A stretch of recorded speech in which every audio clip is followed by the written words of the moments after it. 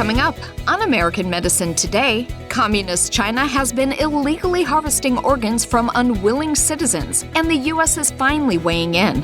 Nan Su explains whether or not a recently passed bill will have any effect on the practice. Then, Jerry was an avid racing driver until he suffered repeated injuries to his back. Being unhappy with the recovery he underwent from traditional spine surgery, he sought out the Bonati Spine Institute and is now happy to get back into the driver's seat. Finally, the inventor of the mRNA vaccine, Dr. Robert Malone, joins us to explain why he left development of the drug early on. The vaccine had issues he couldn't solve, but have any of those issues been addressed since? Find out coming up on American Medicine Today.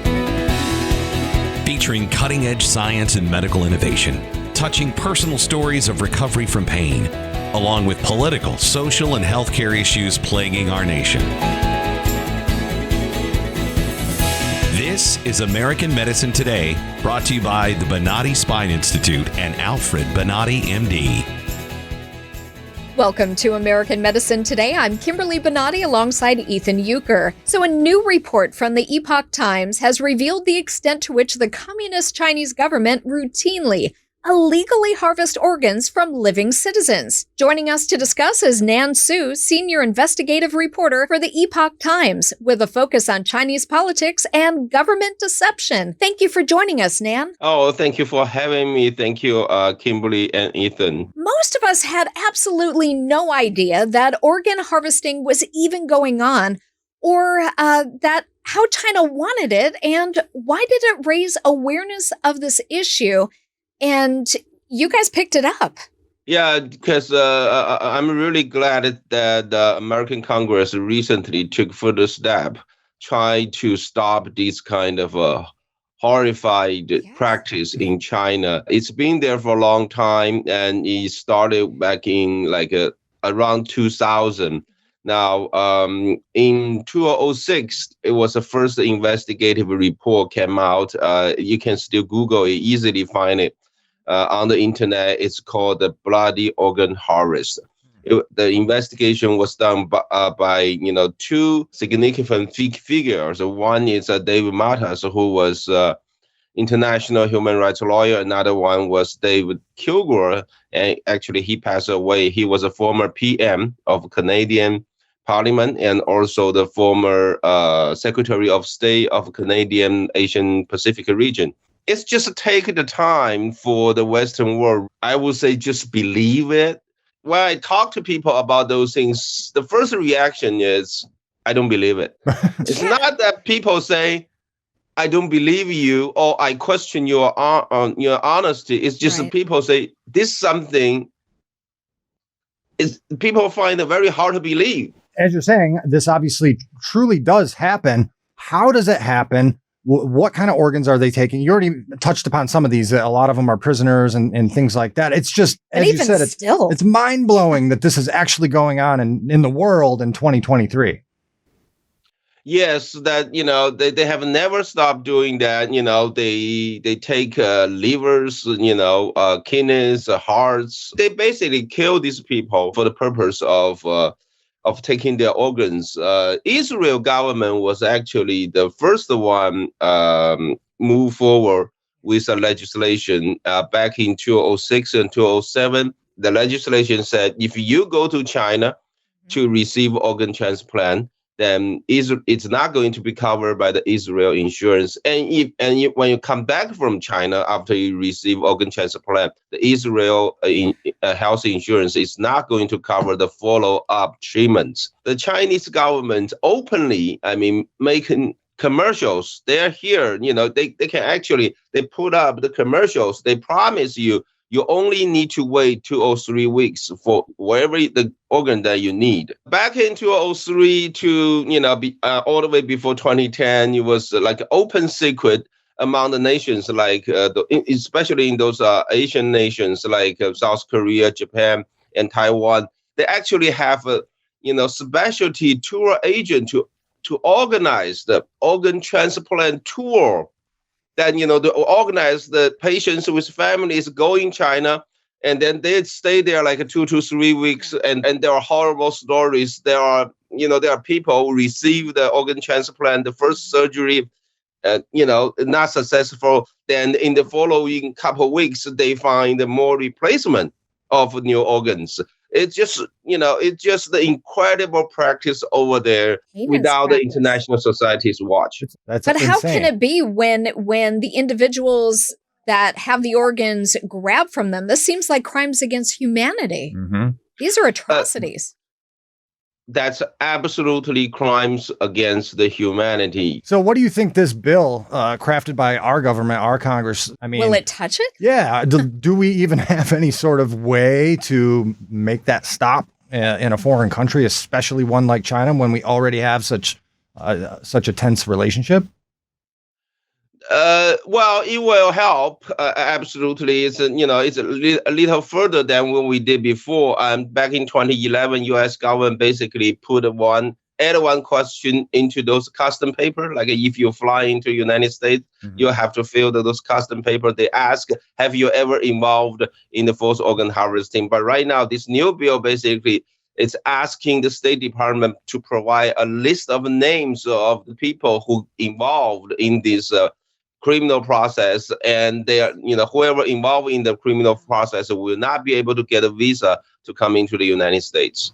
I can't even imagine in current days that this can go on. You hear about stuff like this in horror movies. Think about it though, Kimberly, because we've done a lot of pieces on transplants in general, and the waiting list in this country can be years. Yes. So like Nan saying, someone who's in desperate need of a liver or what have you, they see that, oh, hey, I can go to China and get a new heart or whatever in a matter of days. But they're not expecting that I would say donor, but they're not. They're not wanting to participate, and their organs are just being grabbed. Mm-hmm. I don't think that they would do it if they knew that's how these organs were coming about.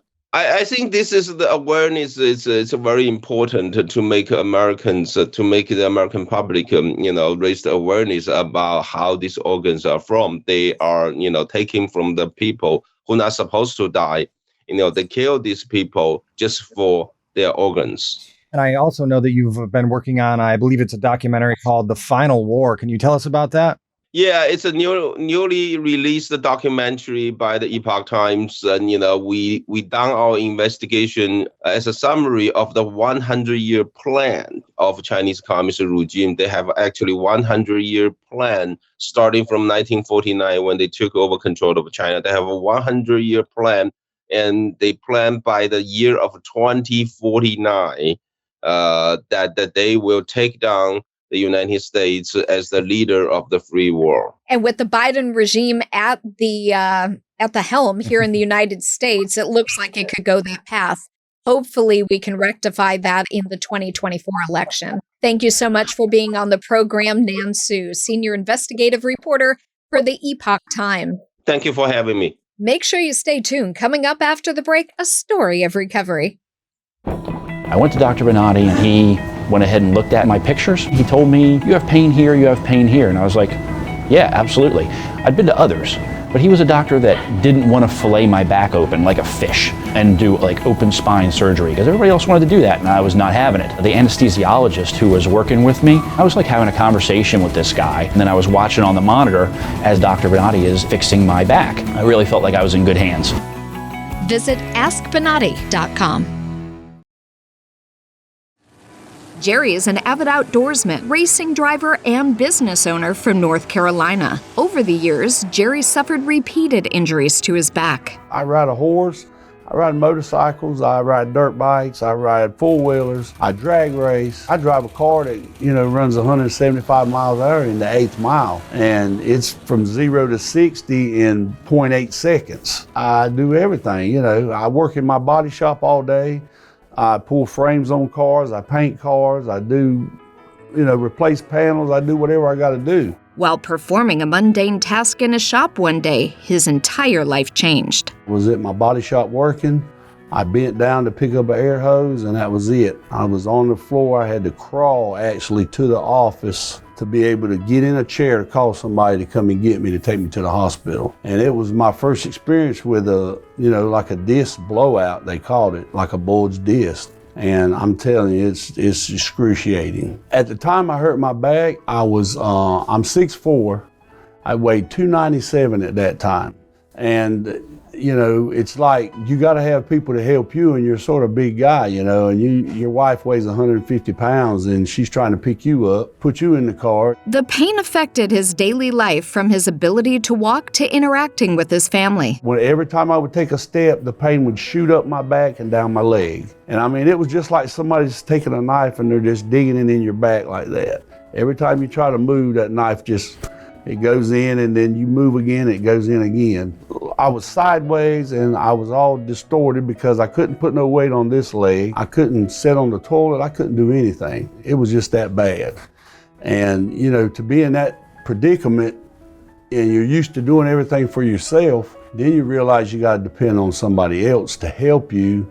And then your whole career starts running through your mind. I got to get back to work. That's your main thing. You know, you got to get back to work. And your kids are going to school, and you got people that depend on you that's working for you, and it just makes it that much harder. So you're stressed out, you got back pain, you know, all of these things are just all of a sudden is on you.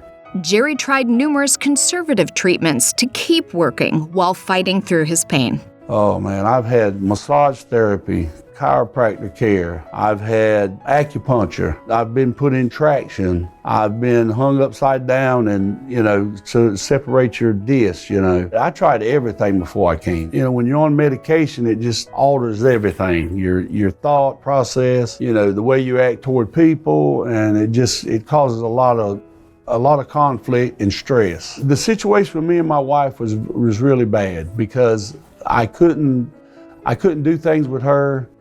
We couldn't talk and communicate and even the kids, I would holler at my kids, and I knew I was doing it, but you know, when you're in pain, you're like, you know, you don't care about nobody but yourself because you're taking the medication that they're trying to treat you with that's not gonna help you. All it's going to do is block it for a little while, and then it's going to come right back.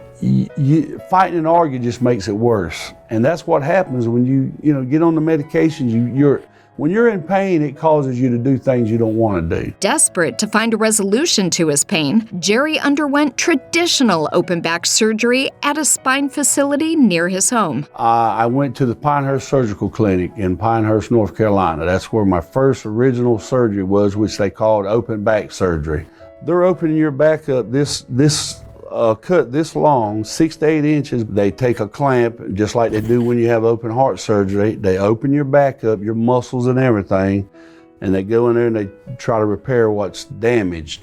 But once they sew you up and everything's got to heal up, it took me almost 2.5 years to get over that surgery. I was on disability 50-some months. I was on just total disability. I mean, when I first got out, I couldn't even hardly get up and walk. When another injury to his back occurred, Jerry started researching alternatives to open back surgery and found the Bonati Spine Institute. I went online and researched a little bit, and that's how I found this. At the hotel the night before his consultation, he had a chance encounter that convinced him he'd come to the right place. When I first got here, when I was at the hotel, Homewood Suites, I checked in, I went to eat supper that night in the hotel because I didn't want to go anywhere. I was feeling so bad. And this guy sat down beside me. And I said, I asked him, he had on the hoses I got on right now, the stockings. He said, when I came here, I had rods in my back. I was in a wheelchair for 2 years. And he said, I haven't walked in 2 years. And he was out walking. And I was like, tell me some more about this surgery, and he kept telling me. I said, I had to see it for myself. And that right there, that just actually made a believer out of me. The exclusive Bonati Spine procedures are performed incrementally using conscious IV sedation, where the patient remains alert and communicating with the surgeon to ensure their source of pain is eliminated before they leave the operating table. When I was on the table, I was awake watching the surgery on a screen. They asked me to move around. I got up and moved around, to see if I was feeling it, and it was gone. It works. When Bonati goes in there and they do a little incision like 1.5 inches, 2 inches long, it's totally different. It's just they go around the muscle. They don't go into the muscle or open the muscle, and the recovery time is just a whole lot quicker. And I didn't have any pain. It's just unbelievable the difference between the two surgeries. Somebody that would go to get their back cut open is just ridiculous. After I left here, I returned to the business, but I was doing, just overseeing everything, make sure everybody had work to do. We had insurance work coming in. After I got back, everything got back to normal. I got on a good diet. I started losing weight. I was feeling good about myself. And, I was getting along better with my family, my wife especially. Jerry highly recommends anyone suffering with neck or back pain to contact the Bonati Spine Institute. There's people in North Carolina that I tell about it, and they're like, I don't know, that's down in Florida. And I'm like, man, I'm telling you, you need to go. It doesn't cost you nothing but a ride and time, and and it affects your relationship, your kids, your job, your income. It affects everything. I mean, there's nothing, even the things you enjoy doing, you can't do. And why sit at home on the couch in pain, eating pills all day, and you could come here, have your surgery, and actually be good that day. It's an investment. If even if you have to borrow the money from somebody, you wouldn't believe it. You have to actually be here to believe it. I actually went online and watched Dr. Bonati's, some of his videos, and I'd seen tons of people. But like I said, when I seen people in person that actually sit there and they tell you what pain they were in, and they cry when they tell you about how they feel, just like me right now, that's real, because it's unbelievable. I mean, I wouldn't trust nobody else. There's just no way. I think everybody was shocked, like, really, you had surgery today? I had a drain tube. I was at my desk doing payroll for 200 employees, worked till night, got up, went to bed. Actually, the recovery was great. I mean, I really immediately felt the difference. I was able to go back to work within a couple of days. The progress after each procedure was amazingly good. The recovery, all told, has been phenomenal. We went to the Bonati Institute, and that was the turning point in my life. This type of surgery is so much more advanced, and the recovery time is so much less that it's just a no-brainer. If you've got pain, go to Bonati. This is the honest to God truth. And was recovering, I didn't feel anything. The pain that I was suffering is gone. I can go back to work in like 3 days. The surgeries that I had, actually, I recovered very easily from, I would say. I actually went to work the following afternoon. That afternoon, when it was done, I actually felt so much better already. 6 days after surgery, I was back in the gym, slowly but surely working my way back to fighting, back to basically 100% of fighting, So 6 days, and everybody wasn't all like, didn't you just get out of surgery? I'm like, yeah, I feel great. And like, okay, let's see how you do. And I was bowling with everybody, and I'm in the advanced class. So that sounds a lot right there. First time I came in here was Monday, and today is Thursday. I've had 2 surgeries and am doing fantastic. I'm still in shock that I can walk. That's all within 4 days. Bonati succeeds where others fail.